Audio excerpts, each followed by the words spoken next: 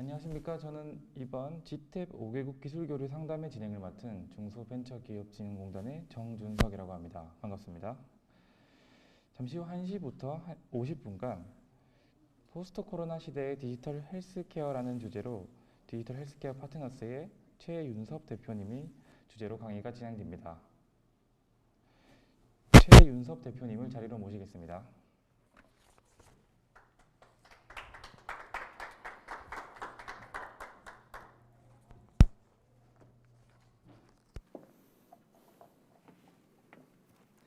감사합니다. 소개받은 최윤섭이라고 합니다. 오늘 디지털 헬스케어 관련해가지고 제가 50분 정도 말씀을 드리려고 하는데요. 오신 분들도 아마 그러실 테고 이 온라인으로 들으시는 분들도 아마 이런 분야에 조금 일을 하시는 분들이 많이 계실 것 같은데요. 최근에 이제 특히 코로나 팬데믹 이후에 저희 디지털 헬스케어 분야가 많이 관심을 가지면서 여러 주목을 많이 받고 있는데요. 특히 산업적인 부분에 대해 가지고 제가 50분 정도 말씀을 드리는 걸로 하겠습니다. 제 소개를 먼저 조금 드리겠습니다. 그래서 잡스가 두 가지 융합한다고 얘기를 했었는데요. 저는 크게 세 가지 융합한다고 이제 지향을 하고 있는 사람이라고 보시면 됩니다. 저는 이 전반적인 디지털 헬스케어 분야를 다 보고 있는 사람인데 원래는 공대에서 공부했었고 둘 다 공부하다가 이제 대학병원이나 등등 일을 하면서 이제 지금 이 디지털 헬스케어 분야로 이제 투신을 하게 되었습니다. 제가 여러 가지 글도 쓰고 책도 내고 해가지고 이런 얘기를 좀 많이 해드리고 있는데요. 이제 특히 최근에 이제 많이 말씀을 드리고 있는 것이 아주 큰 변화에 대한 이야기 드립니다. 그래서 저는 쓰나미에 비유하기를 좋아하는데요. 아주 큰 변화가 굉장히 광범위하고 굉장히 빠르게 오고 있다. 이런 얘기를 드리고 있는 것인데 의료계가 맡고 있는 혹은 헬스케어 산업이 맡고 있는 이런 큰 변화가 결국에는 크게 두 가지의 진원지가 있다고 보시면 됩니다. 첫 번째가 결국에 이 디지털 헬스케어이기 때문에 디지털 트랜스포메이션이 결국에 의료 헬스케어 분야에 미치는 영향이 크다 이런 게 있다고 보시면 될 것 같고요. 또 한 가지가 이제 오늘 저희가 이렇게 마스크도 쓰고 칸막이도 있고 또 온라인으로 보시고 하는 것들이 결국에 코비드 팬데믹 때문이죠. 그래서 특히 이런 코비드 19이라고 하는 굉장히 외부의 큰 변화, 큰 충격이 저희 이 분야에 아주 많은 변화를 만들어내고 있습니다. 사실 새로운 디지털 헬스케어 분야에서 완전히 새로운 변화가 이런 팬데믹 때문에 촉발되고 있는 것들은 많지 않습니다. 사실은 원래 이런 디지털 트랜스포메이션이 이미 진행이 되고 있었지만 충분히 큰 동력을 받지 못하고 있다가 여러 가지 이제 규제라든지 큰 여러 이유들에 인해 가지고 근데 그 이후에 팬데믹 때문에 아주 큰 이 동력을 얻게 되었다고 이제 보시면 될 것 같습니다. 최근에 이제 이런 위드 코로나니 뉴노멀이 이런 얘기가 많이 나오고 있는데요. 사실 이제 이런 변화 속에서 되게 많은 사업적인 기회도 나올 것으로 우리가 보고 있고 특히 또 이제 어떤 변화들은 이제 가역적이기 때문에 팬데믹 끝나고 이제 위드 코로나 되면 다시 과거로 돌아갈 것들이 있을 겁니다. 근데 일부분은 우리가 비가역적인 변화여서 앞으로 계속 팬데믹 이후에도 남아 있을 텐데 그런 이 가역적인 변화와 비가역적인 변화를 구분하는 거 그리고 어떤 것들이 앞으로 계속 남아 있을 것인지를 보는 것이 우리가 사업적으로도 많은 기회의 포착에 위해 가지고 중요한 부분이라고 이제 보고 있습니다. 아마 이런 부분을 좀 아시긴 할 텐데요. 한번 짚고 넘어가면요. 기본적인 개념입니다. 그래서 우리 디지털 헬스케어라고 하는 것이 어떻게 정의가 되는가 그런 걸 보여드리면 이 큰 헬스케어라고 하는 건강관리 이 분야 중에서 이제 의료라고 하는 이제 일부 분야가 있죠. 그래서 의료인들만 할 수 있고 이 분야에 들어가면 규제를 받는 이런 이 분야가 되겠습니다. 특히 최근에는 이 선을 이제 어디에 그을 것인가. 오늘 제가 이제 인공지능이니 디지털 치료제니 이런 말씀을 좀 드릴 텐데 그런 새로운 개념들이 나올 때 어디부터 이제 우리가 예를 들면 의료기기로 정의를 하고 규제를 할 것인가 그런 것들이 이제 어려운 문제가 지금 되고 있습니다. 그리고 헬스케어 중에 디지털 기술 활용하는 것들은 디지털 헬스케어라고 보시면 되고 사물 인터넷이나 인공지능이나 3D 프린터, AR, VR 이런 것들이 이제 헬스케어 활용되면은 디지털 헬스케어라고 이제 조금 넓게 보시면 됩니다. 어떤 부분들은 의료와 겹치기도 하고 또 어떤 부분들은 또 안 겹치기도 하지요. 그리고 디지털 기술 중에서 모바일 기술을 활용하면 모바일 헬스케어 이렇게 볼 수 있고요. 특히 이 분야에서는 저희 디지털 헬스케어 분야에서는 요 세 가지 키워드가 최근 굉장히 중요하다고 이제 보시면 됩니다. 오늘 제가 이제 시간이 아주 길지는 않기 때문에 요 세 가지 키워드를 중심으로 제가 이따가 말씀을 드릴 텐데 첫 번째가 의료 인공지능이고요. 두 번째가 최근에 또 지금 요 며칠 사이에 또 얘기 많이 나오고 있는 원격 의료이고, 세 번째가 아마 요 키워드도 들어보신 분이 이제는 많이 계실 텐데 그 디지털 치료제라고 하는 키워드입니다. 그래서 요 세 가지가 이제 오늘 주로 말씀드릴 저희 분야에서 가장 핫하고 중요한 이제 세부 분야라고 이제 보시면 되겠습니다. 일단 좀 매크로한 얘기를 좀 드리면요. 오늘 이제 그 중소기업 하시거나 이런 분들이 많이 계시니까 특히 글로벌 산업 분야에서도 특히 벤처 펀딩이 지금 아주 활발하게 지금 이 분야에 일어나고 있습니다. 그래서 이거는 미국의 이야기인데요.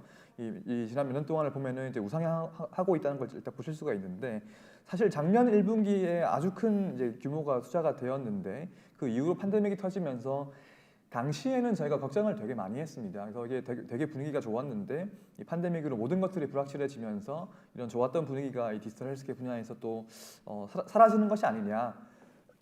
이게 또 몇 년을 우리가 더 이 좋은 분위기가 오려면 기다려야 하는 것이 아니냐는 걱정을 했었지만, 지금은 우리가 모두가 알고 있듯이 오히려 이제 팬데믹 상황에서 디지털 헬스케어가 그 전례 없는 큰 관심을 받게 되면서 완전히 새로운 이제 전기를 마련을 하게 되었습니다. 그래서 이런 이 역대 그 최대 규모의 투자가 이제 일어났고요. 특히 이런 투자 규모라든지 투자 건수라든지 이 평균적인 투자 사이즈라든지 이런 것들이 모두 이제 기록을 갈아치우면서 거의 이제 그 아주 기록적인 한 해가 되었고요.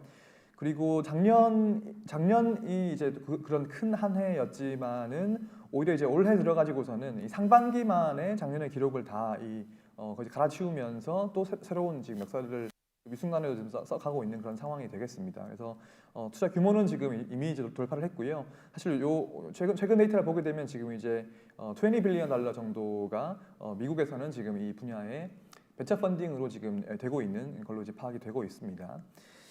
사실 이 분야를 제가 이제 전반적으로 많이 말씀을 드릴 때 완전히 이제 이 분야를 하나도 모르시고 그 인트로 강의를 하게 되면은 이제 이런 제가 구조를 가지고 이제 말씀을 드리는데요. 이제 크게 네 가지 단계, 그러니까 데이터 중심으로 해가지고 네 가지 단계로 제가 말씀을 드리는데, 데이터의 측정과 통합과 분석과 활용 이런 식으로 제가 이해를 많이 드리긴 하죠. 그래서 이게 이제 이렇게 보시면 그 측정에는 예를 들면 스마트폰이나 웨어러블이나 개인 유전 정보 분석, 디지털 표현형 이런 것들을 이제 말씀을 드리고, 데이터 통합에는 이제 네 가지를 개별적으로 측정한 데이터를 어떻게 모을 것인가의 문제에서 이 데이터 플랫폼으로 제가 이제 주로 스마트폰 데이터 플랫폼을 씁니다만 그런 것들을 말씀드리게 되고, 또 기존에 우리가 지금 잘 쓰고 있는 EMR 같은 것도 포함이 되죠. 그리고 그 이후에는 이제 분석으로 가게 되는데, 이제 그게 사람이 하는 게 있고 인공지능의 힘을 빌리는 게 있습니다. 그래서 원격 의료나 인공지능 두 가지를 보통 말씀을 드리고요. 그리고 활용은 이제 오늘 마지막에 말씀드릴 키워드인 디지털 치료제를 이제 말씀을 드리게 됩니다. 그래서 이게 보면 일단 이런 구조로 제가 이 분야를 바라볼 때 방금 보여드린 네 가지 단계, 데이터 측정, 분석, 활용 이렇게 네 가지를 보시게 되면은 되게 다양한 기업들이 지금 이렇게 글로벌, 여러분 잘 아시는 이제 애플이나 구글 이런 기업들도 있고 또 스타트업들 많이 있고 그런 상황이 되겠습니다.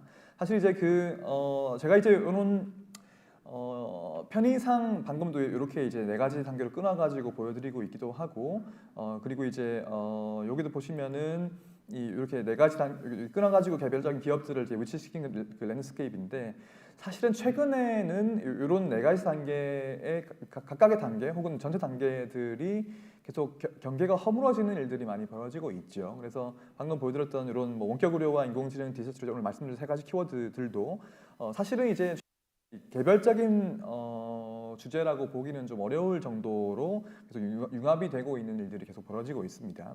예를 들면 이제 이 네 가지 단계를 모두 이제 하는 기업이 어떤 곳들이 있을까요? 우리가 아는 기업, 다들 아시는 기업들 중에 그런 기업들이 많이 있는데, 예를 들면 제가 작년에 냈던 책들 계실지 모르겠지만 제가 애플 얘기를 많이 들었었거든요. 애플이 지금 이거 네 가지 거의 다 합니다. 이제 특히 작년 말부터 올해 들어가지고서 지금 이 완전 헬스케어 바깥에 있는 기업이 헬스케어에 진출하면서, 예를 들면 이제 원격 진료한다, 이제 기존의 원격 진료 회사들 다 주가 폭락하고 그러고 있는데 혹시 어딘지 아시는지요? 아마존입니다. 그래서 다 아시는 이런 큰 기업들이 지금 이 분야에 뛰어들면서 되게 여러 가지 일들을 하고 있는데요.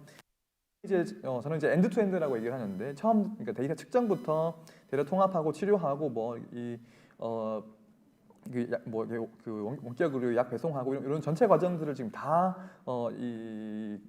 진출을 하고 있기 때문에 이 전통적인 의료 산업 밖에서 진입하는 IT 회사들 혹은 다른 들에 의해 가지고 지금 이제 계속 파괴적인 혁신이 지금 상황이라고 보시면 됩니다. 그래서 사실 산업계에 원래 계시던 분들은 이 내부적인 경쟁뿐만이 아니라 이 외부에서 들어오는 이제 새로운 진입자들의 경쟁들도 지금 이 고민을 하셔야 되는 그런 상황이고, 한국도 지금 이런 것들이 아마 지금 계속 아주 다이나믹하게 벌어지고 있는 것들 아마 알고 계실 겁니다.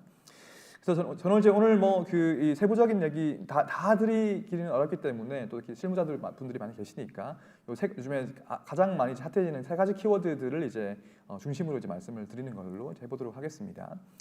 일단은 원격 의료 얘기를 제가 조금 드려보겠습니다. 그래서 순서가 이제 원격 의료 얘기 드리고, 인공지능 드리고, 디지털 시조 이렇게 말씀을 이제 드릴 건데요. 이 원격 의료 같은 경우를 이제 먼저 말씀을 좀 드리려고 하는데, 최근에 이제 또 요 얘기부터 드리겠습니다. 그래서 한국에서 원격 의료를 먼저 얘기하려면 이 부분부터 먼저 말씀을 드려야 되는데요. 두 가지 전제가 있습니다. 이게 명시적이고 전면적으로 이 원격 의료가 금지가 된 곳은 이제 한국밖에 없다는 거죠. 그래서 두 가지 전제가 뭐냐고 하면은, 이 명시적이라 하면 이런 뭐 OECD 국가도 보시면 아시겠지만 이 명시적인 법조 규항이 없는 경우 국가도 있습니다. 그리고 이제 한국은 그게 있죠. 그리고 전면적이라 하면 세계 어느 국가, 뭐 미국이나 뭐 일본이나 이런 것들을 가더라도 전면적으로 허용한 곳은 없습니다. 다 제한적으로, 어떤 식으로든지 간에 제한적으로 허용을 하고 있는데, 그럼에도 불구하고 전면적으로 금지를 하고 있는 곳은 이제 우리나라밖에 없다는 거죠. 그리고 이제 아마 원격 의료라는 표현을 들으시면 지금 이제 제 영상 보시는 분들도 아마 이렇게 영상으로 이 비디오 채팅하면서 진료하는 그런 것들을 아마 떠올리실 텐데, 사실은 지금 이제 그걸 포함해가지고 굉장히 다양한 뭐 기술들, 뭐 서비스 유형들을 융합이 되면서 굉장히 다양한 모델로 지금 구현이 되고 있습니다. 많은 혁신들이 일어나고 있다는 것이고요. 특히 이제 오늘 말씀드릴 이제 뭐 인공지능이나 나중에 뭐 디지털 치료제나 이런 것들 포함해가지고 이런 것들 새로운 혁신들이 일어나고 있다는 걸 일단 매크로하게 아시면 좋을 것 같고요. 그리고 저는 항상 많이 강조를 드리는 게, 이런 되게 민감한 이슈를 얘기를 할 때에는 우리가 용어 정의를 잘 하면 좋습니다. 그래서 저는 항상 먼저 말씀드리는 게, 원격 의료와 원격 진료를 한번 구분해 보자는 말씀을 드리고 있고, 그게 이제 그 단어 뜻을 보시면 금방 아실 텐데, 의료가 더 큰 범위이고 진료가 작은 범위이지요. 그래서 이 말은 즉슨 뭐냐고 하면은, 원격 진료에는 해당 안 되지만 원격 의료에는 해당되는 여러 가지 개념이 이제 있다는 말씀을 드리는 것인데요. 특히 이 중에서는 이제 원격 환자 모니터링이라고 하는 개념을 잘 기억해 두십시오. 나중에 그것도 말씀을 드릴 텐데요. 이게 굉장히 중요한 이 서브 카테고리 중에 하나이고, 지금 한국에서 논의가 되고 있는 그 의료법 개정안에서 이 부분이 지금 핵심으로 다뤄지고 있습니다. 그리고 원격 진료에도 다양한 유형이 있는데, 왼쪽에 보시면 이런 것들은 이제 어떤 채널을 통해서 하는 것이냐, 뭐 비디오 채팅이냐, 음성 전화냐, 뭐 카톡이냐, 뭐 이메일이냐, 이런 것들을 하는 것이고, 두 번째는 이제 서비스 모델이라고 보시면 되는데, 뭐 세컨 오피니언을 하는 경우도 있고, 온 디맨드 프리스크립션 이런 분야는 아마 최근에 이제 한국에도 이런 스타트업 때문에 여러 이슈가 되고 있는 거 알고 계실 텐데, 원격 진료하고 의약품 배송까지 결합된 모델이라 보시면 됩니다.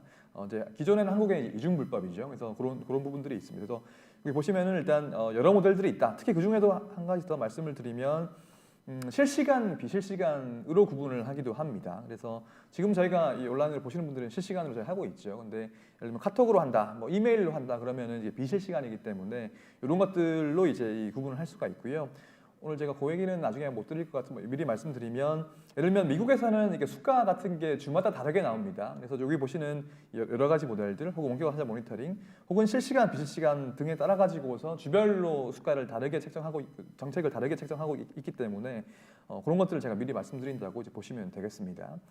이런 여러 가지 이제 원격 의료들이 있는데요. 특히 지금 이런 주목을 받고 있는 결국 가장 큰 이유는 코로나 팬데믹 때문이죠. 그래서 사실 이제 이 팬데믹 상황에서 우리가 헬스케어뿐만이 아니고 전체 산업군에서 봤을 때에도 이 원격 의료라고 하는 것이 사실은 거의 줌 같은 이 화상 회의가 주목을 많이 받은 것만큼 원격 의료가 아주 큰 주목을, 거의 가장 수혜를 많이 받은 이 주제라고 보시면 될 것 같습니다. 그래서 결국 우리가 사람 간의 컨택을 줄여야 되기 때문에 뭐 환자와 의사 간의 컨택, 환자와 환자 간의 컨택 이런 것들을 줄이기 위해 가지고서는 결국에 원격 의료가 굉장히 중요한 솔루션이라고 하는 것들을 이제 미국 등등에서도 많이 주목을 받게 되었었고 특히 제가 일단 여기 작년에 나왔던 그 맥킨지 레포트인데요. 요 구조에 따라 가지고 환자 쪽하고 이제 병원 쪽하고 규제 측면을 제가 나눠 가지고 말씀을 좀 드려보겠습니다. 그래서 첫 번째 환자 쪽인데요. 그 일단은 통계만 좀 다릅니다만은 일단 미국에서는 1990년대부터 원격 진료가 합법화돼 가지고서 사실 그 산업 자체는 굉장히 빠르게 성장을 해왔습니다. 근데 이제 이게 비율로 보자면은 그러니까 성장하는 그 속도로 보자면 굉장히 이제 빨랐지만은 전체 진료에서 원격 진료가 차지하는 비중이라든지 이런 것들은 팬데믹 이전에는 여전히 좀 미미했습니다. 그래서 통계를 보면은 거의 10% 내외, 그러니까 이 원격 치료를 써봤다, 혹은 이제 이런 분들이 한 10% 내외인 경우가 많았고요. 예를 들면 뭐 우리가 한 번도 써본 적이 없다, 나는 그런 거 처음 들어본다, 이런 분들이 이제 한 70%였다가 작년 3월 달 정도부터 이제 이 팬데믹이 미국에 터지면서 이 원격 진료를 이제 대면 진료 그러니까 해가지고 활용하시는 분들이 계속 늘어나고, 뭐 통계에 따라 가지고서는 거의 50% 육박하는 경우들도 있습니다. 그래서 이런 거 요즘 맥킨지 레포트를 보게 되면은 기존에는 한 10% 정도였지만은 거의 피크일 때 작년 4, 5월 달 정도 기준으로 보게 되면은 거의 50% 육박하는 분들이 이 대면 진료를 대체해서 원격 진료를 활용하고 있다. 뭐 이런 것들을 이제 보여주고 있고요. 또 되게 만족하는 것들을 이제 보여주고 있죠. 특히 이제 요거는 더 좀 최근 데이터인데, 사실 우리가 지금 팬데믹 상황에서 원격 진료, 그러니까 팬데믹 끝나면 원격 진료가 지금처럼 핫할 것이냐를 많이 고민을 하고 있는데, 특히 이제 이게 이제 민간 보험사들 데이터, 클레임 데이터를 이제 분석을 한 건데요. 여기 이제 팬데믹 이전에는 보시면은 한 0.5 밀리언 건 정도밖에 되지 않았다가 지난 4월, 5월 달 피크 찍으면서 엄청 이제 올라갔다가 그 이후에는 좀 떨어졌지만, 그럼에도 불구하고 일단 조금 플라토를 이제 이루는 것처럼 지금 보이고 있습니다. 지금 최근 데이터를 보시면. 그래서 그런 플라토라고 하는 것도 좀 떨어지긴 했지만 그 팬데믹 이전과 비교하면은 비교할 수 없을 정도로 아주 높은 수준을 지금 유지하고 있기 때문에 아마 이제 계속 이제 이런 것들이 좀 유지가 되지 않을까. 지난 3월 달까지 보더라도 이런 플라토가 계속 유지가 되고 있는 그런 상황입니다. 그래서 이런 부분들이 지금 현재 상황을 보시면 될 것 같고요. 병원들 입장에서도 보시면 미국에서도 팬데믹을, 그러니까 이 디지털 헬스케어가 이런 우리가 툴을 갖춘 이후에 처음 경험하게 되면서 원격 진료에 대한 수요가 폭발적으로 증가한 것을 처음 느끼게 된 겁니다. 그래서 이 공급이 수요를 따라가지 못했기 때문에 병원들이 이런 이제 공급량을 엄청 늘리는 것들을 많이 노력을 했었고요. 특히 병원들도 이 원격 진료라고 하는 사실은 그게 되게 제한적인 진료 방법이기 때문에 뭐 그런 거에 대해 가지고 이제 이 팬데믹 상황에서 더 호의적으로 바뀌었다, 뭐 이런 얘기를 하고 있는 그런 상황이 되겠습니다. 특히 이제 작년에 제가 이 분야의 투자가 이 벤처 펀딩이 되게 많이 됐다고 이렇게 말씀을 드렸는데, 사실 그런 분야들 중에서도 이제 그러니까 투자를 많이 받은 분야 중에서 가장 중요한 키워드가 역시 이제 이 원격 진료라고 이제 보시면 되겠습니다. 세 번째로 규제 얘기를 좀 해드리면요. 지금 이제 원격 진료가 산업적으로 특히 미국 등등 뭐 여러 국가에서 팬데믹 상황에서 아주 크게 성장했던 가장 큰 이유가 뭐냐면 결국에 규제 완화입니다. 저는 규제 완화라고 하는 키워드, 그러니까 용어를 좀 조심스럽게 쓰는 편인데요. 모든 경우에 완화가 아니기 때문에, 근데 이 경우는 완화가 맞습니다. 그래서 사실 미국에서 보시면 지난 2월 달 정도 중국에서 뭔가 좀 낌새가 이상하다고 했을 때 이미 이제 미국 의회 등등에서 이제 긴급 승인을 트럼프 정부에 요청해가지고서 이게 3월 정도에 이제 났습니다. 그래서 그러니까 원격 진료 수가를 대면 진료와 동등하게 주겠다고 하는 거죠. 그래서 원래는 이제 아까 말씀드렸지만 미국에는 주별로 수가가 달랐었고, 그리고 대면 진료만큼 원격 진료 수가를 주지 않는 경우들이 이제 있었는데, 이 메디케어 수가를 미국 전역에서 한시적으로 동등하게 주는 걸로 결정을 하면서 이 분야에 굉장히 큰 탄력을 이제 받게 된 거죠. 그러면 지금 우리가 고민하는 게 무엇이냐고 하면은 팬데믹 이후는 어떻게 될 것이냐, 결국에 이 수가가 과거로 돌아갈 것이냐, 혹은 앞으로 유지가 될 것이냐 하는 것들이 지금 이 업계에서 굉장히 큰 이슈라고 보시면 되고요. 그렇기 때문에 일단 지금도 여전히 고민을 많이 하고 있는 상황이고 이 바이든 정부 들어서면서 올해까지는 적어도 계속 유지를 하겠다고 얘기를 하고 있는 그런 상황인데요.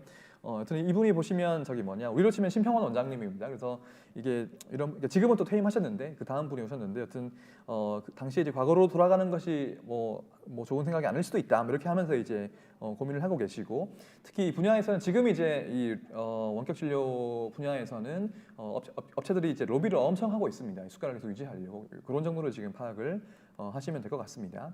한국도 아마 아시겠습니다만은 작년 2월 말에 복지부에서 요 문서를 내어놓으면서 지금 이제 한시적으로 원격 진료가 한국에서 지금 허용이 되어 있는 그런 상황이죠. 잘 보시면 원격 진료뿐만이 아니고 그 의약품 배송까지도 지금 한시적으로 허용이 되어 있습니다. 사실 뭐 어제도 복지부 지금 발표 나오고 조금 이제 다시 규제를 좀 한원적으로 움직임이 시작된 것 같긴 합니다만 여전히 일단 기본적으로는 그러하고요. 그래서 이제 민간에서 여러 기업들이 나오면서 여기는 뭐 저희가 투자한 기업인데 여러 이제 원격 진료를 실제 이제 리얼월드에서 제공을 하는 기업들이 지금 나오고 있습니다. 요거는 한국 전체 지금 통계를 보게 되면 작년 이제 2월, 2, 3월부터 올 5월까지 그 전화 진료, 원격 진료를 한 이게 처방 건수 기준입니다. 통계를 보게 되면은 계속 이 리니어하게 증가를 해가지고서 지난 5월달에 200만 건의 진료를 돌파를 했습니다 이미. 그러니까 이제 이게 한국에서는 굉장히 저는 유의미한 사례라고 보는데 이제 아마 아시겠습니다만은 한국에서 원격 진료 그 시범 사업은 우리 서울 올림픽 때부터 했었거든요. 88 올림픽 때 시작해가지고서 거의 뭐 40건 가까이 지금 한 걸로 알고 있는데 여전히 좀 결론을 못 내리고 있습니다만은 지금 우리가 아마 유사 이래 최초로 리얼월드에서 실제 환자를 실제 의사가 진료하는 첫 번째 케이스 그것도 200만 건이 쌓였기 때문에 이런 것들을 가지고 우리가 좀 실제 데이터를 갖고 얘기를 해보는 게 중요하다고 지금 저는 얘기를 많이 하고 있죠. 그래서 우리가 지금 원격 진료를 할거나 말거나 이런 얘기 많이 하고 있는데 저는 한다고 하더라도 어떻게 할 것이냐. 저는 뭐 오하 원칙이라고 부릅니다만은 이거 누가 누구한테 뭐 언제 뭘 어떻게 할 거냐는 것들을 구체적으로 얘기해야 한다는 걸 많이 말씀을 드리고 있고 굉장히 많은 옵션들이 있습니다. 그래서 이렇게 세부적으로 어떤 옵션들을 가지고서 진행하는가에 따라 가지고 되게 다른 모습으로 구현이 되기 때문에 또한 이제 국가별로 봤을 때에도 이 전체 옵션들을 모두 극대화해서 하는 경우들은 제가 알기로는 별로 없습니다. 예를 미국도 보시면은 주별로 여러 가지 규제가 다 다르게 나오고 있고 일본도 이제 예를 들면 뭐 재진 환자에 대해 가지고 또 그 약품 배송은 또 안 되는 뭐 그런 식의 규제를 조금 이제 걸고 있고 아니면 최근에 우리가 이제 뭐 만관제든 뭐 주치의제든 이런 얘기가 가끔 나오는데 이런 거랑 결국에 우리가 원격 진료를 하게 되면은 대면 진료를 대체할 수는 없고 대면 진료를 보완하는 수밖에 없기 때문에 의료 전달 체계와 결부될 수밖에 없습니다. 그럼 우리가 이 기존에 우리가 한국에 갖고 있는 고유의 의료 전달 체계와 어떻게 결합할 것인지를 고민을 해야 하는 그런 상황이 되게 중요한 이슈라고 보여지고요. 그리고 이제 지금 우리가 한국에는 보시면 이 코로나 상황에 국한돼 가지고서 한국의 모든 의사가 모든 환자한테 뭐 진료 처방까지 다 할 수 있다 뭐 이렇게 얘기를 하고 있는데 이런 것도 이제 앞으로 이제 어떻게 될지는 계속 고민을 하고 있는 그런 상황이고요. 사실 뭐 더 근본적인 문제도 아마 잘 아실 겁니다. 그래서 이런 것들 보시면은 이제 의료계가 결국 반대하시는 이유가 대형 병원 쏠림 현상이 원격 진료가 허용되면은 더 가속화되지 않을까 하는 것들을 이제 걱정을 하시는 부분도 있고 또 한 가지가 이제 질 관리 특히 이런 제한적인 여건에서 진료를 하면은 의료 사고 날 가능성이 높은데 그런 경우에 이제 이런 책임 소재 같은 것들을 어떻게 할 것이냐 뭐 그런 것들에 대한 정의가 지금 안 되어 있기 때문에 계속 반대를 하시는 이유 중에 하나 그런 것들입니다. 그래서 그런 걸 더 고려해야 한다는 말씀을 드리고 싶고요. 더 얘기를 조금 더 드려보면은 최근에 이제 요게 며칠 전 얘기이고 지금도 지금 현재 진행형인 얘기인데요. 민주당 의원분들이 의료법 개정안을 이제 발의를 하셨습니다. 9월 말일에. 그래서 원격 의료를 좀 합법화를 하자고 하시는 것인데 세부적으로 보면 여러 가지 이제 이 제약들이 좀 걸려 있습니다. 그래서 아까 제가 말씀드렸던 이 오하 원칙에 따라 보면은 그러니까 이 1차 병원 의사만 특히 이제 그러니까 세 가지 고혈압, 당뇨, 부정맥 등 만성 질환 환자에 국한해서 초진은 안 되고 재진부터 그리고 이제 아까 말씀드렸던 원격 환자 모니터링 뭐 센서 같은 거 활용해 가지고서 데이터를 이제 병원에 받아보는 그래서 환자를 원격으로 의사분들이 모니터링 하시는 뭐 그런 정도의 원격 진료를 허용해 보자 하는 것이 지금 지금 상정되어 있는 안건이어서 뭐 그런 것들로 이제 보시면 지금 현재 진행되고 있는 것들을 이제 파악을 하시면 될 것 같습니다. 그래서 이거는 결론이 안 났지만은 그래서 저희가 잘 지켜보고 있는 그런 상황이 되겠습니다. 원격으로 정리를 좀 해보면요. 전 산업 분야 통틀어 가지고 팬데믹에서 가장 큰 수혜를 받은 그런 이 섹터라고 이제 보시면 되고, 일단은 뭐 일반인들이 지금 이런 게 이제 있다는 걸 우리가 알게 됐기 때문에 아마 그런 것들이 가장 큰 변화라고 저는 보고 있고요. 한국은 기본적으로 불법이지만 지금 변화의 기류는 여러 측면에서 지금 보이고 있습니다. 근데 이제 이 사업성 자체는 아마 이 사업을 고려하시는 분도 계실 수도 있을 것 같은데, 이 어떤 식으로 사업 이 규제가 나오느냐, 어떤 방식으로 허용되느냐에 따라 가지고 사업성이 크게 바뀔 겁니다. 그래서 특히 이제 오늘 제가 뭐 고의를 많이 안 드렸지만은 초진을 원격으로 할 수 있냐 없냐에 따라 가지고서 지금 미국에서 잘 하고 있는 그런 사업 모델들이 한국에 다 불가할 수 있거든요. 그런 것들을 잘 모니터링 하시면 되겠습니다. 이런 큰 그림에서 지금 이제 원격으로 말씀을 드렸었고, 두 번째로 인공지능 말씀을 제가 좀 드려보겠습니다. 그래서 그 원격 의료가 사실 좀 내용이 요즘 핫해가지고 내용이 많았는데요. 인공지능과 디지털은 조금 이제 간단하게 말씀을 드릴게요. 그 인공지능은 요즘에 뭐 또 관심 되게 많으실 테고, 특히 많은 측면에서 활용을 하고 계신 분들도 계실 겁니다. 저는 인공지능을 이제 헬스케어에서는 거의 전기와 같을 거라고 말씀을 드리는데, 결국에 인간이 데이터에 관한 존재이고, 그 데이터를 가지고 지금 이제 우리가 뭐 진단도 하고 처방도 하고 뭐 이렇게 치료하는, 혹은 넓은 의미에서 건강 관리를 하게 되는 데이터 사이언스로 헬스케어가 가고 있기 때문에, 그 다차원적인 아주 많은 종류의 데이터를 거의 인생 전체로 이제 시계열로 얻게 된다고 하면은 그걸 사람이 분석하는 건 불가능하고, 결국에 인공지능의 힘을 빌려야 되는 걸로 이제 규결이 될 수밖에 없을 것 같습니다. 그래서 사실 지난 한 3, 4년 동안에 산업계에서도 굉장히 많은 발전들이 있었죠. 여기 이제 글로벌에서 이 의료 인공지능 분야에 어떤 기업들이 있는가 이런 것들을 이제 보여드리고 있는 건데, 예를 들면 뭐 한국에서 보시면 뭐 뷰노라든지 루닛이나 뭐 스탠다임 이런 기업들이 지금 이제 상장했거나 지금 상장 준비하고 있는 이런 기업들 지금 포함이 되어 있죠. 그리고 진료과별로 봤을 때도 이런 연구들이 굉장히 이제 좋은 논문들이 이 연구들이 나오면서 거의 뭐 진료과를 막론하고서 이런 발전들이 지금 이루어지고 있는 그런 상황이고요. 아시겠습니다만은 진료과를 통틀어 가지고 가장 이제 인공지능이 많이 접목되고 활발히 활용되고 있는 분야는 어딘가요? 여기 없습니다만은 영상학과입니다. 이미지 분석을 딥러닝이 워낙 잘 하기 때문에, 그래서 그런 식으로 이제 영상학과뿐만이 아니고 여러 분야에서 지금 다 일어나고 있다는 말씀을 드리려고 하는 것이고요.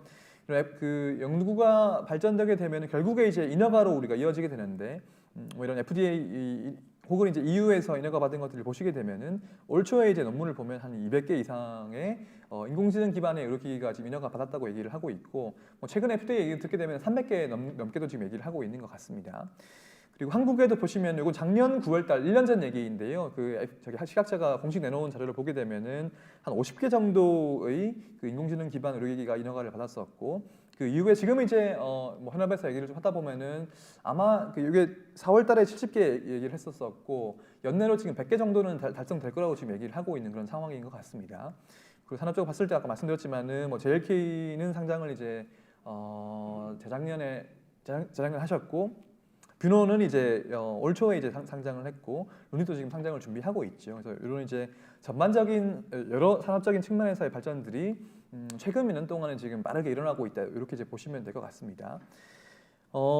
이제 인공지능 많이 아시겠습니다만 제가 이제 몇 가지 유형으로 나눠가지고 설명을 조금 이제 드리려고 하는데요. 저는 이제 크게 그 첫 번째가 복잡한 의료 데이터를 분석해가지고 어떤 의학적인 인사이트 도출하는 거, 이런 걸 말씀을 드리는데, 뭐 주로 EMR 데이터 분석한다고 보시면 되고, 혹은 이제 뭐 유전체 데이터라든지 임상 시험 데이터라든지 뭐 보험에서 클레임 데이터 이런 것들 다 포함한다고 이제 보시면 됩니다. 두 번째가 좀 가장 핫하고 아주 산업적으로도 활발한 분야인데요.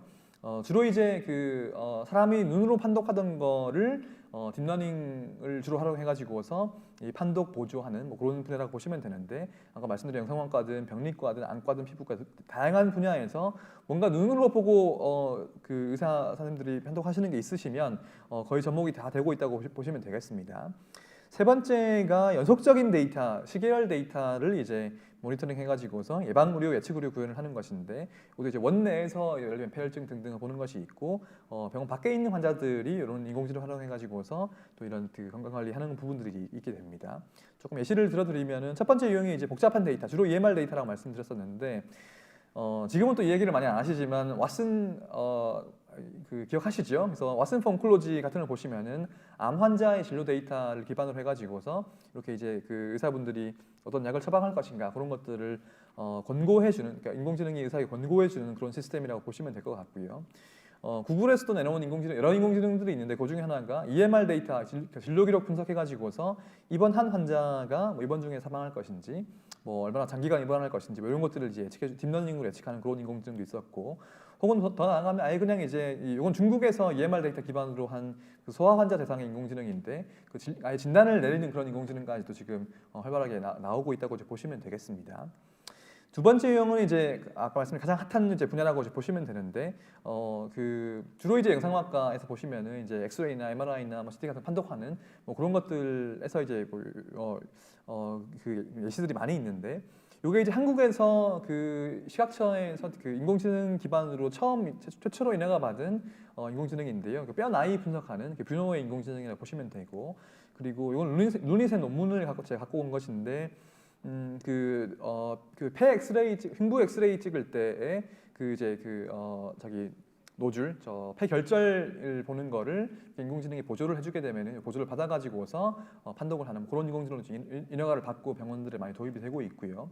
혹은 병리과라든지 아니면 이제 우리 뭐 잘 아시겠지만 이 당뇨병 합병증인 당뇨성 망막병증 이런 거를 이제 안과에서 원래 안과 선생님들이 눈으로 보고 판독하시는데 그런 것들을 인공지능 한다든지, 혹은 뭐 멜라노마 같은 걸 본다든지, 혹은 방금까지는 이제 스냅샷 사진이었지만 비디오, 그러니까 그 대장내 시경할 때 이런 영종 판독하는 거를 실시간으로 이제 비디오 판독해가지고 인공지능이 보조해주는 뭐 이런 것들도 지금 잘 나와 있는 그런 상황이 되겠습니다. 세 번째 유형은 연속적인 데이터. 우리가 지금 뭐 대부분의 저 생체 시그널이 이제 연속적이죠. 우리 뭐 체온, 혈압, 심전도 등등 해가지고서 그런 것들을 이제 실시간 혹은 거의 실시간으로 모니터링하는 뭐 그런 인공지능들인데요. 원내에서는 이제 예를 들면 그 폐혈증 혹은 EMR 데이터를 시계열로 봐가지고 폐혈증 예측하는 인공지능이라든지, 혹은 방금 이제 존 홉킨스 연구이고요. 요거는 구글 그 딥마인드의 네이처 논문인데 그 신장에 그 뭔가 이제 이벤트가 발생하는 것들을 48시간 미리 딥러닝으로 예측하는 그런 인공지능이라든지, 아니면 뭐 부정맥 같은 것도 부정맥이나 아니면 그 심장 관련해 가지고 요거는 이제 그 심정지를 예측하는 인공지능인데요. 요거는 한국의 세종병원하고 뷰노가 같이 개발해가지고 최근에 또 시각처 인허가를 받은 딥카스라고 하는 인공지능인데 심장지 예측하는 그런 인공지능들도 지금 나와 있는 그런 상황이 되겠습니다. 혹은 병원 밖에서는 예를 들면 요즘에 연속 혈당계 한국에도 지금 들어오지 않았습니까? 그래서 그 연속적으로 측정한 혈당을 기반으로 해가지고서 인슐린이나 여러 비헤이비어 이런 밥 먹는 거 이런 거 분석을 해가지고서 그 당뇨 환자에게 혈당 관리를 어떤 식으로 해주면 좋을 것 같다 이런 것들을 권고해주는 그런 인공지능들도 나와 있습니다. 이런 다양한 인공지능들이 나와 있다고 보시면 될 것 같고요. 사실 뭐 인공지능이 되게 뭐 여러 이슈들이 많이 있습니다만은 뭐 이 개발적인 부분에서의 여러 이슈들, 그리고 어떻게 검증할 것인가 이슈들도 있는데, 오늘 뭐 산업적인 얘기를 하는 자리이기 때문에 결국에 규제나 더 나아가면 이제 뭐 인허가뿐만이 아니고 수가를 어떻게 줄 것이냐 이런 것들이 지금 더 중요한 문제이기 때문에, 특히 이제 아마 현업에 계신 분들은 뭐 잘 이해하고 계시겠습니다만은 그 시각처단에서의 그 인허가 관련해 가지고 지금 업계에서는 굉장히 좋은 평가를 많이 하고 있죠. 사실 뭐 여러 스타트업들, 의료계 인사들, 뭐 저도 참여해가지고 같이 만들었었고 가이드라인들을 그 기반에서 지금 이제 한 100개에 육박하는 인공지능이 지금 인허가를 잘 받고 있으니까요.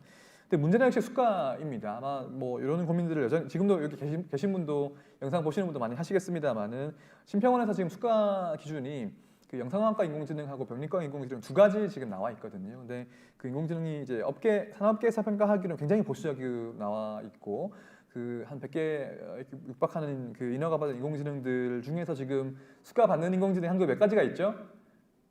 네, 하나도 없습니다. 그래서 그 기준이 굉장히 달성하기가 쉽지 않은 뭐 환자 아웃컴 개선을 보여줘야 되고 이런 것들이기 때문에 업계에서는 조금 이제 여러 가지 개선을 필요하다 이런 목소리를 많이 내고 있는 그런 상황이 되겠습니다. 그래서 의료 인공지능 조금 정리를 해드리면, 사실 한국의 의료 인공지능 분야의 기술은 세계적입니다. 그래서 그러니까 저는 이제 어떤 비유를 드냐면, 어떤 뭐 이런 뭐 이 잘하는 기업들은 뭐 아주 세계적인 기술력과 존재감을 이제 보유하고 있는데 선수층이 그렇게 두껍지는 또 않죠. 그러니까 우리가 뭐 예를 들면 메이저리그 1군들끼리 비교하면 우리가 뭐 밀릴 게 전혀 없는데 예를 들면 2군이나 이렇게 이런 내려가면은 조금 이제 선수층이 두텁지 않기 때문에 그런 것들은 우리가 계속 보완을 해야 하는 것 같고요.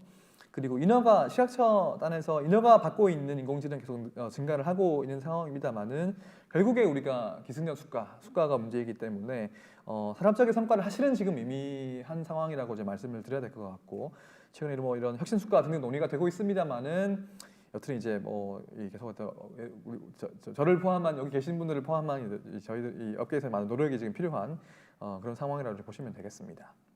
그래서 이런 큰 그림에서 원격 의료와 인공지능 말씀드렸고 이제 디지털 치료제 제가 말씀을 드리려고 하는데요. 디지털 치료제는 크게 어떻게 보시면 되냐면 제가 이제 이런 디지털 헬스케어라고 하는 이제 큰 범위에서 오케이 뭐 앱도 좋고 인공지능 좋고 다 알겠는데 그걸로 환자를 치료할 수는 없지 않냐 하는 얘기들이 많이 있었습니다만은 이제는 이제 그렇지 않죠. 환자를 어떻게 디지털 헬스케어를 활용해가지고 치료할 것이냐의 답이라고 이제 보시면 되겠습니다. 그래서 우리가 영어로 하면 이 분야를 이제 디지털 세라피틱스라고 얘기를 하게 되고 이거 약자로도 좀 많이 씁니다만은 이렇게 D와 T는 대문자로 쓰고 이렇게 X자를 써가지고 DTX라고 하기도 합니다. 그래서 그게 영어로 보통 쓰는 표현이고요. 그리고 한글로는 디지털 치료제라고 업계에서 얘기를 뭐 통용되기도 하고 그리고 디지털 치료 기기라고 얘기를 하기도 합니다. 이거는 지금 식약처 등에서 쓰는 공식 용어인데요. 뭐 이거를 이제 거의 혼용해 쓰고 있는데 그 인허가를 받을 때나 뭐 이런 공식 문서에서는 디지털 치료 기기라고 보시는 게 맞을 것 같습니다. 왜 이렇게 이제 두 가지를 쓰는지 제가 곧 설명드릴 텐데요. 이게 이제 그 용어 자체를 보면은 우리가 뭐 약의 확장이라고 보셔도 개념적으로는 문제가 없긴 합니다. 그러니까 뭐 이런 그 새로운 카테고리의 약이 생겨나고 있다 뭐 이렇게 얘기를 하시는 분도 있고 뭐 크게 무리가 없기는 한데요. 우리가 더 엄밀하게 보거나 규제적으로 보게 되면은 이제 소프트웨어 의료 기기의 일종이라고 보시면 됩니다. 그래서 주로 이제 예를 들면 뭐 스마트폰 앱이나 뭐 게임이나 뭐 VR 컨텐츠나 뭐 챗봇이나 뭐 이런 것들을 가지고서 환자의 질병을 치료한다. 그래서 그 소프트웨어 자체가 의료기기가 된다고 하는 것이 이 디지털 치료제, 디지털 치료 기기라고 이제 보시면 되겠습니다. 그래서 이 의료기기의 일종이기 때문에 뭐 당연하게도 효능이나 뭐 목적이나 위험도 같은 것들을 증명하기 위해 가지고서는 임상 시험 해야 되고요. 그리고 필요하면은 규제까지 이제 규제기관의 인허가까지 거쳐야 되는 그런 상황을 이제 보시면 됩니다. 그래서 이게 보면 우리가 저 오늘 그 그림 안 갖고 왔는데, 하여튼 의료기기라고 하는 것이 전통적으로는 하드웨어 기반이지요. 아마 그 분야 일을 하시는 분도 계실 텐데, 이 디지털 헬스케어의 지금 핵심 중에 하나가 뭐냐고 하면은 결국에 소프트웨어로 여러 핵심들이 일어나고 있는 것이고, 그리고 그러니까 소프트웨어만으로 구성되어 있는 의료기기가 지금 생겨나고 있습니다. 그걸 이제 우리가 한국어로는 이제 뭐 소프트웨어 의료기기라고 하기도 하고, 영어로는 그 SAMD라고 하죠. Software as a Medical Device라고 하는 이제 공식 규제 용어인데, 그 중에 이제 가장 중요한 그 서브 카테고리 중에 하나가 이 디지털 치료제, 디지털 치료 기기라고 보시면 됩니다. 요거를 이제 식약처에서는 작년 9월달에 그 가이드라인 내놓으면서 어떻게 정의할 것이냐를 지금 얘기를 하고 있는데, 뭐 자세히 보시면 여기 되시겠지만 그 세 가지 질문에 예스라가 되면은 일단 디지털 치료 기기로 분류가 됩니다. 그래서 말씀드린 대로 첫 번째 질문이 이 소프트웨어 의료 기기여야 하고요. 두 번째가 이제 질병을 예방 관리 혹은 치료하기 위한 목적으로 환자에게 적용이 되어야 합니다. 세 번째가 이제 치료 작용기 전에 이 과학적인 임상적인 근거가 있느냐 하는 것이 이 세 가지 모두가 예스가 되어야지만 디지털 치료 기기로 분류가 되고요. 그리고 이제 이 중에 하나라도 노가 되면은 뭐 예를 들면 일반적인 의료기기 혹은 비의료기기로 이제 분류가 되겠죠.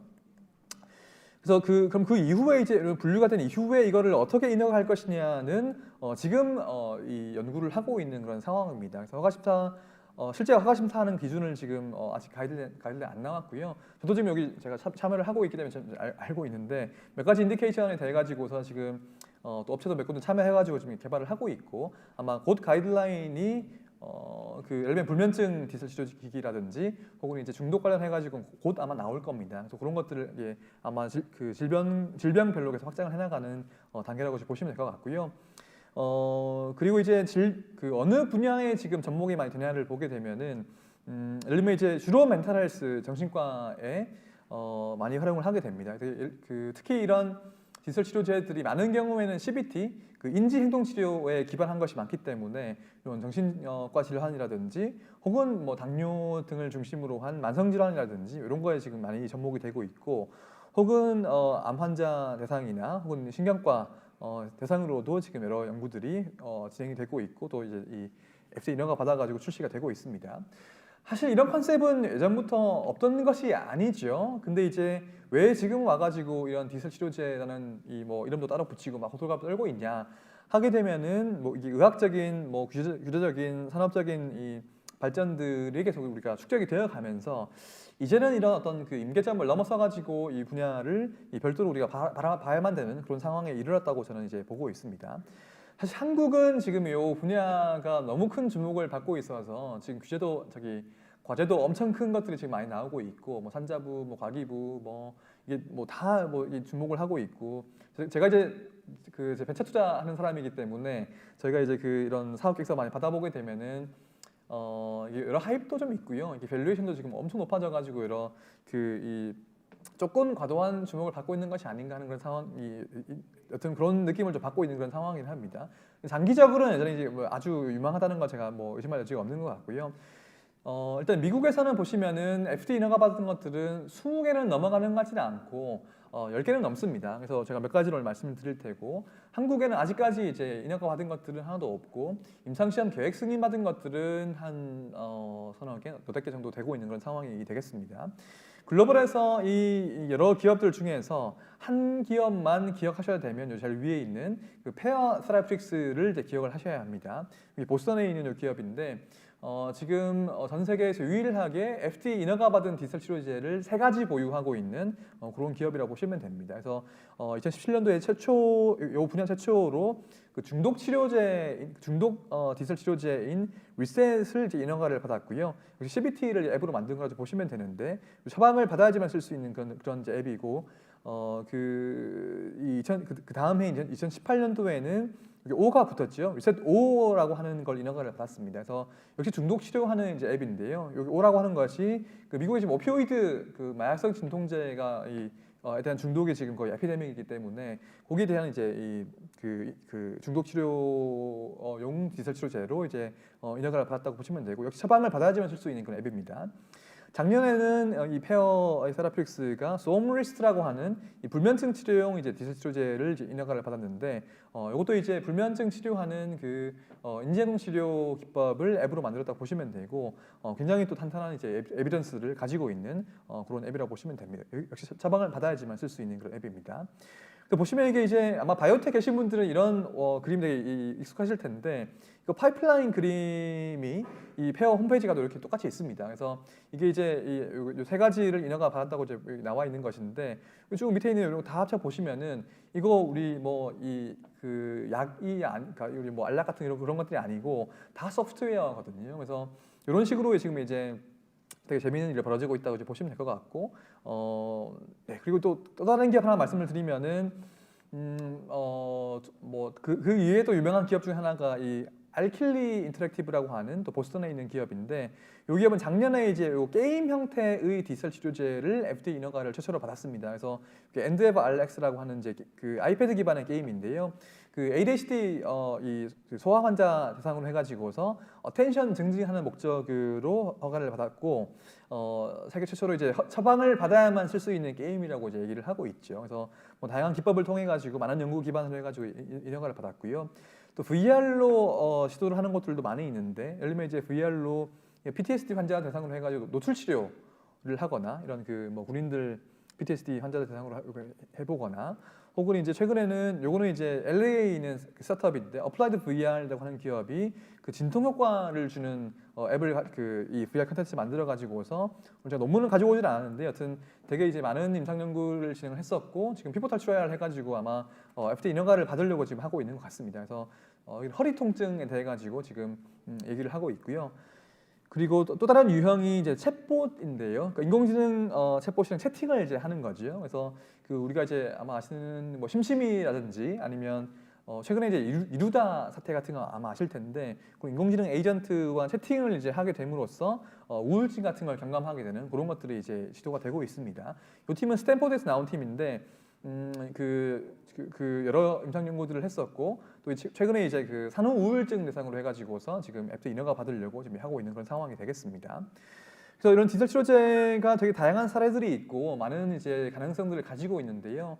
사실은 이제 어떤 지금 크게 주목을 받고 있는 특히 지금의 주목을 받고 있는 이유 중에 하나가 결국에 코비드 상황에서 우리가 일단 비대면이어야 하고 우리가 접촉을 못 하니까 그리고 또 우리가 이런 고통을 거의 파퓰레이션 레벨로 전 국민 레벨로 우리가 받고 있기 때문에 되게 쉽게 확장할 수 있는 거여야 합니다. 그러니까 이제 우리가 지금 이런 두 가지 요건을 갖추고 그러니까 이런 전 국민에 우리가 빠르게 확산시킬 수 있는 이 확장성을 가지고 있는 솔루션이 결국에 이 디지털 치료제이기 때문에 이 업계에서는 이런 것들을 이제 특히 뭐 미국에서 뭐 락다운 걸리고 했을 때 환자들이 그러니까 코로나 환자가 아니면은 예를 들면 만성질환 환자들, 우울증 환자 같은 분들이 거의 방치가 되고 있었기 때문에 이런 그 디지털 치료제를 조금 더 이제 우리가 더 활성화시켜야 하는 것이 아니냐 그런 얘기들을 많이 했었었고요.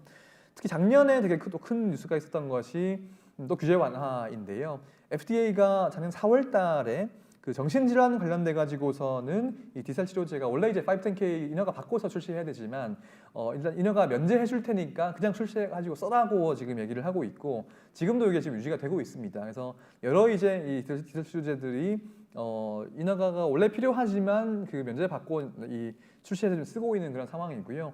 아까 페어에서 제가 3가지 인허가 받았다고 말씀드렸는데 그 네 번째 파이프라인이 그 스키조에 대한 것인데 이거 지금 또 리얼월드에 쓰고 있는 그런 상황이고 이런 걸 쓰게 되면은 또 이제 데이터가 나오기 때문에 리얼월드 데이터를 가지고서 또 여러 가지 일들을 진행해 볼 수가 있겠죠.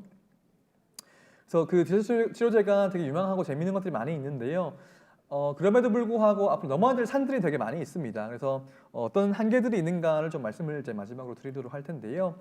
그 의료기기이기 때문에 의료기기가 거쳐야 하는 혹은 이제 의약품도 다들 거쳐야 하는 그런 과정들을 이제 다 이제 거쳐야만 되는 그런 상황입니다만은 지금 뭐 이 업계에서 가장 앞서 있는 그 페어테라픽스 같은 기업들이 이 마지막까지 갔냐? 사실은 그렇지 않거든요. 그래서 우리가 예를 들면 이제 이 모든 것들을 이제 산 넘어 산이다 뭐 이런 얘기를 드리려고 하는 것인데 예를 들면 우리가 임상 연구 어떻게 할 것이냐 뭐 이런 얘기도 지금 하시기 쉽지 않은 부분들이 많이 있습니다. 그 소프트웨어 의료기기이기 때문에 예를 들면 우리가 대주군 어떻게 설정할 것이냐 뭐 이런 것들 되게 어려운 문제들이 많이 있고 또 인허가를 받을 거냐 말 거냐 혹은 인허가를 이제 심사를 하는 입장에서도 아까 가이드라인 등등 보셨습니다만 어떻게 인허가를 할 것이냐도 되게 어려운 문제라서 지금 현재 고민을 하고 있는 그런 상황이고요. 그리고 인허가를 받은 이후에는 결국에 또 수가 문제가 또 걸리게 되는데 심평원도 지금 고민을 하고 계십니다만은 이게 뭐 한국 같은 국영보험이든 혹은 미국에서 어떤 민간 의료 보험들에서도 지금 이런 고민을 많이 하고 있고 특히 어떤 방식으로 이 가치를 산정할 것이냐 혹은 이제 지불할 것이냐를 또 고민을 많이 하고 있는 그런 상황이 되겠습니다. 그래서 특히 행위별수가제가 한국이기 때문에 아마 딱 조금 고민을 해보시면 이게 되게 쉽지 않은 문제들이 있다는 걸 아마 아시게 될 겁니다. 그리고 의사 처방 그러면 수가를 받으면 의사가 처방해 줄 것이냐 또 항상 그렇지는 않기 때문에 의사가 처방을 그러니까 특히 이제 지금 독일 등등에서는 수가를 받은 케이스가 있는데 그런 경우에도 처방이 이제 생각만큼 활성화가 많이 안 되고 있거든요. 그러면 이제 우리가 이 의사의 처방을 받으려면 수가 이외에도 어떤 것들을 갖춰야 하는가, 기존의 의약품 대신에 어떤 강점을 가져야만 하는가 그런 것들을 이제 고민을 해봐야 하는 그런 상황이고요.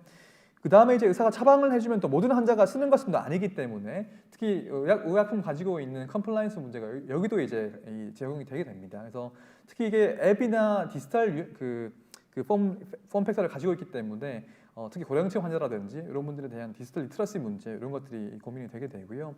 또 마지막으로 이게 소프트웨어 의료기기이기 때문에 아주 특이하게도 사용하면은 데이터가 나옵니다. 이게 리얼월드 데이터, 리얼월드 에비던스라고 이제 요즘 많이 얘기하는 그런 내용들인데 이런 것들을 가지고서 결국에 이제 다시 이렇게 피드백 룹을 돌려가지고서 인허가 혹은 이제 수가 산정에도 다시 적용을 해볼 수 있기 때문에 이런 것들을 우리가 어떻게 활용할 것이냐 혹은 리얼월드 데이터를 어떻게 많이 얻을 수 있도록 우리가 장려할 것이냐 하는 것들을 우리가 지금 많이 고민을 하는 이제 그런 상황이 되겠습니다. 그래서 이런 것들이 산인데 그래서 우리가 같이 또 해결을 해야 되는 그런 상황이고요. 또 디지털 치료제 좀 정리를 해보게 되면은 장기적으로는 굉장히 중요한 패러다임의 변화가 될 수 있고 미국에는 연구나 산업계에서 많이 이제 인허가 받고 이렇게 증가를 하고 있는데 산업적인 성과는 특히 뭐 매출이나 이런 걸 보시게 되면 조금 더 지켜봐야 되는 그런 상황이고 국내는 조금 이제 뭐 장기적인 낙관을 하고 있지만 조금 하입이 있는 상황이 아닌가 그런 정도로 이제 말씀을 드리고 있는 그런 상황이 되겠습니다. 네, 오늘 제가 준비했던 내용들은 거의 대부분 말씀을 드렸는데요. 한번 크게 한번 정리를 해드리면 그 네 가지 단계를 통해 가지고 제가 디지털 헬스케어를 바라보고 있는데 그 중에 특히 중요한 키워드인 원격 의료와 인공지능, 디지털 치료제 세 가지를 중심으로 제가 말씀을 드렸습니다. 그래서 오늘 제가 시간 관계상 개별적으로 제가 따로 말씀을 드렸습니다만은 세부적인 분야들이 이제 계속 경계가 또 허물어지면서 또 합쳐지고 있는 이 개념들이 있다는 것도 한번 말씀을 드리고 이제 마무리를 하도록 하겠습니다. 네, 오늘 짧은 시간이었지만 이 디지털 헬스케어라고 하는 전반적인 분야와 이 동향에 대해 가지고 조금 이해를 하실 수 있는 계기가 되면 좋겠습니다. 제가 시간 되시면 질의응답 조금 하려고 하는데요. 혹시 이제 나중에 또 시간 모자라시고 더 질문 있으시면 제 구글링 해보시면 제 이메일 등등 나오거든요. 그래서 또 이메일 주시면 제가 또 답변을 드릴 수 있도록 하겠습니다. 네, 감사합니다. 네, 질의응답을 어떻게 하십니까? 아니면 네, 감사합니다.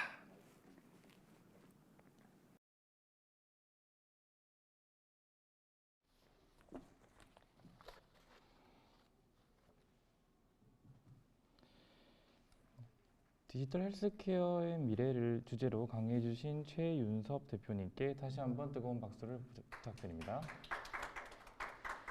그럼 저희는 잠깐의 휴식 시간을 가지고 11시부터 지금 이 행사장에서 다시 B2B 상담회를 시작하도록 하겠습니다. 수고하셨습니다.